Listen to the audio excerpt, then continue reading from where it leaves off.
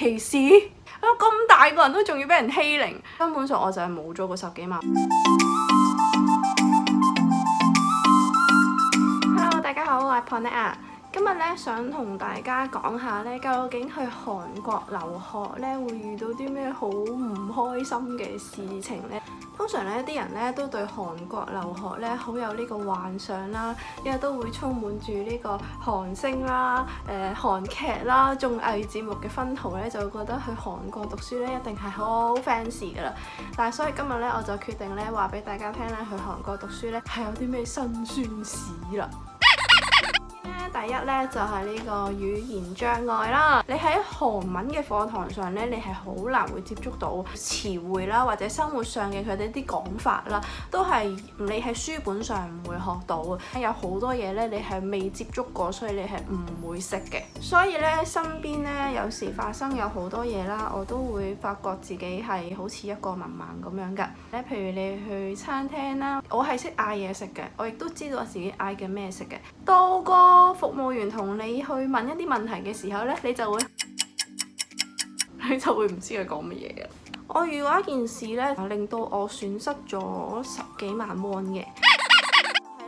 我要交煤氣費啦，咁我就去 ATM 嗰度撳過數啦，唔小心咧就撳咗2次喎。咁點樣可以攞翻啲錢呢？咁我就打電話去同佢用我耳識嘅韓文同佢講。咁講完一輪啦，我發覺OK 啦。咁我 get 到佢嘅意思咧，就係話下一張單 credit 翻落去咁樣啦。但係到下一個月咧，我發覺根本就冇扣到啦。最後我係攞唔翻嗰10幾萬喎。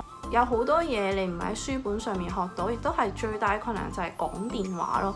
佢係都講得好快啦，你又睇唔到佢個樣啦，咁所以其實真係講電話嗰度係會遇到好大嘅困難。跟住我要翻香港過個假期，咁我跟住又搬咗屋，呢件事咁就遠咗，根本上我就係冇咗個10幾萬won啦。咁第二個問題我遇到嘅呢，就係歧視啦。歧視？係啊，咁我受到嘅歧視呢，其實主要係喺學校入邊啦，係有少少欺凌嘅成分嘅。咁大個人都仲要俾人欺凌，仲要欺凌我嗰人係一個教授。我嘅同學係好好嘅，佢哋都好主動去幫你啦。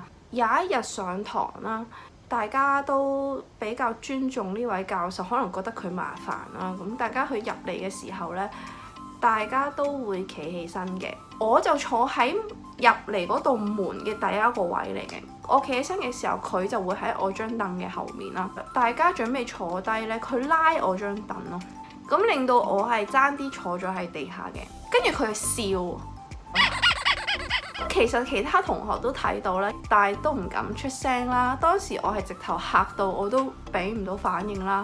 咁其實呢一個位係已經係去到有少少欺凌嘅成分㗎啦，我覺得我係冇咩可以做嘅。我要講第3樣嘢呢，就係韓國嘅階級觀念。基本上如果喺香港你遇着一個咁樣嘅教授，你去 pod 佢呢，佢應該好大鑊㗎啦。但係你喺韓國，你可以 pod 佢，但係冇人會理你咯。你 pod 佢，佢咪俾個 F 你咯。除咗你話投訴無門之餘呢，就係你去揾教授嘅時候，唔可以兩手揈揈咁樣上去咯。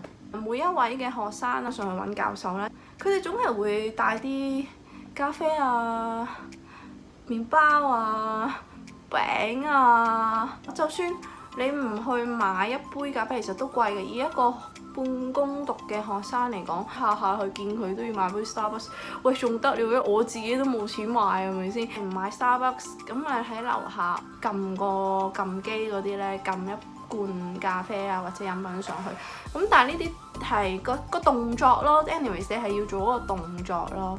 咁初初我都唔係好慣呢樣嘢，點解我做咩啫？拜山咩？次次都要帶嘢去。咁以前喺香港見教授都唔係咁嘅，所以其實係有少少文化嘅差異，係唔係好慣嘅。咁今次就同大家分享咗咁多先啦。咁其實我相信每一個留學生都有佢哋自己嘅辛酸嘅地方，相信大家努力去適應嗰個地方咧，一定都可以克服呢個困難嘅。咁希望大家可以 comment 俾我啦，睇下你哋有啲乜嘢辛酸史啦，我都想知嘅。記得 like 我條片同埋 subscribe 我嘅 channel。仲有記得撳個鐘仔，唔好 miss 咗任何一條片。想知道最新動向，仲可以 follow 我個 IG。好啦，我哋下次見啦，拜拜。